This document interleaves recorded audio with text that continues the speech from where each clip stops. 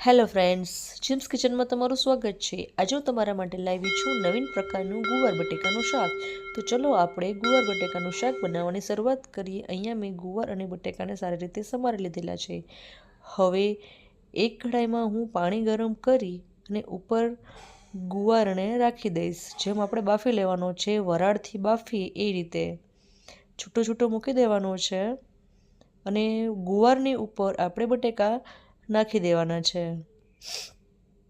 આ શાક ખૂબ જ ટેસ્ટી બને છે। તમે એકવાર અચૂક ટ્રાય કરજો અને એને બફાતા આશરે 15 મિનિટ જેવું થાય છે। જ્યાં સુધી ગુવાર અને બટેકા બફાઈ જાય ત્યાં સુધીમાં આપણે તેની પેસ્ટ બનાવી લઈએ વઘારની। એની માટે મેં અહીંયા 10 કળી લસણની લીધેલી છે। ત્યારબાદ બધો જ મસાલો આપણે એડ કરવાનો છે। જીરું, હળદર, મરચું, મીઠું, બધા જ મસાલાને સારી રીતે નાખી અને ખાંડી નાખવાનું છે અને અડધી ચમચી જેટલું આપણે હિંગ એડ કરવાની છે। સારી રીતે ખંડાઈ જાય પછી આપણે એક બાઉલમાં તેને લઈ લઈશું।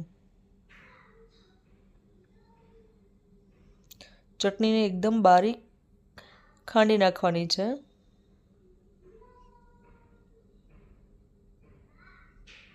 હવે આપણે તેમાં 2 ચમચી જેટલું દહીં એડ કરીશું। દહીં ખાટું હોય તો વધારે સારું, શાક ખૂબ જ ટેસ્ટી બને છે।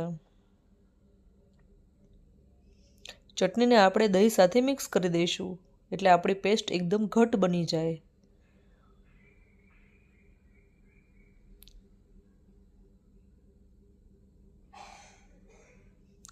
હવે આપણે ચેક કરી લઈએ કે આપણું ગવાર અને બટેકા બફાઈ ગયા છે કે નહીં। ચપ્પાની મદદથી ચેક કરી લઈશું, હાથથી પણ ગવાર ચેક કરી લઈશું તો આપણો ગવાર થઈ ગયો છે। હવે ઠંડો થાય ત્યાં સુધી આપણે રહેવા દઈશું। હવે એક પેનમાં હું 4 ચમચી જેટલું તેલ લઈશ। તેલનું પ્રમાણ થોડુંક વધારે લેવાનું છે।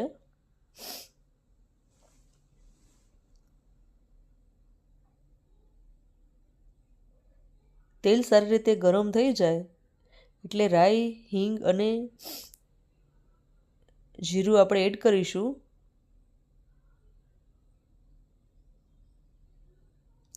જીરું અને રાઈ સારી રીતે સતળાઈ જાય એટલે આપણે જે દહીંવાળી પેસ્ટ તૈયાર કરી હતી તે એમાં નાખી દઈશું। જ્યાં સુધી તેલ છૂટું ના પડે ત્યાં સુધી આપણે તેને સાતળવાની છે। તેલ અને પેસ્ટ ભેગી થશે અને જેમ ચડશે તેમ આપણા પેસ્ટનો રંગ છે તે એકદમ લાલ થતો જશે, તમે જોઈ શકો છો। અને તેલ પણ સારી રીતે છૂટું પડી ગયું છે। સારી રીતે આપણે ચલાવી લેવાનું છે જેથી કરી નીચે ચોંટે નહીં। કલર પણ ખૂબ જ સરસ દેખાય છે।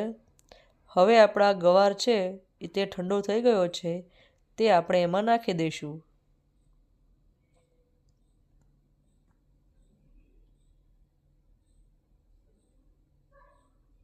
અને ગેસની ફ્લેમ એકદમ લો રાખવાની છે।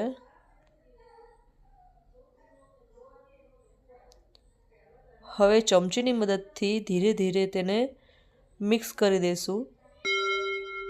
બહુ ચલાવવાનું નથી, નહીંતર આપણા જે બટેકા છે તે તૂટી જશે।